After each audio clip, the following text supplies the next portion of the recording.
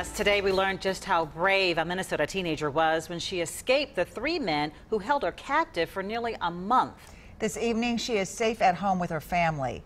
Police say a family acquaintance took 15-year-old Jasmine Block from her home in Alexandria on August 8th. Yesterday, police arrested Thompson Barker, Joshua Holby, and Stephen Powers for physically and sexually assaulting the teen. Kate, Raddatz is on Thompson Lake in Grant County this evening, where the teenager was found. Kate, we talked earlier, this is really a disturbing story.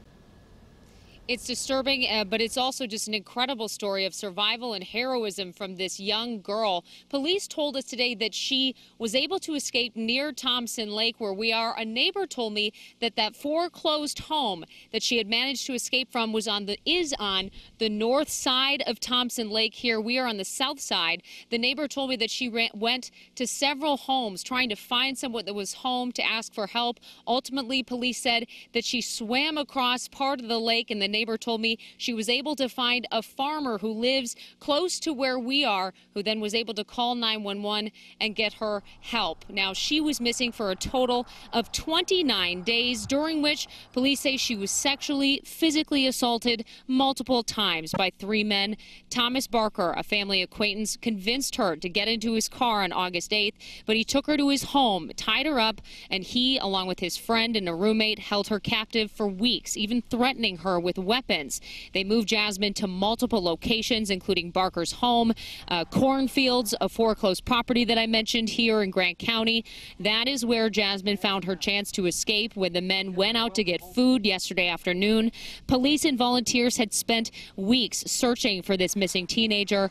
After she was found yesterday, she was treated for minor injuries at Douglas County Hospital and reunited with her family. Unbelievable young woman. We are all proud of her on behalf of the police department, all the emergency response people. It's an amazing story when you have something like this happen. You become a part of a very close family. She's an amazing woman with a lot of strength. Now, those three men are now in Douglas County Jail, obviously awaiting charges. Police asking any anglers, people that are coming out here fishing, to be on the lookout for any clothing, as this is still an active investigation. She lost some of her clothing and her shoes during her escape, Amelia. Yeah, that is incredible, Kate. So how did they catch the three men then?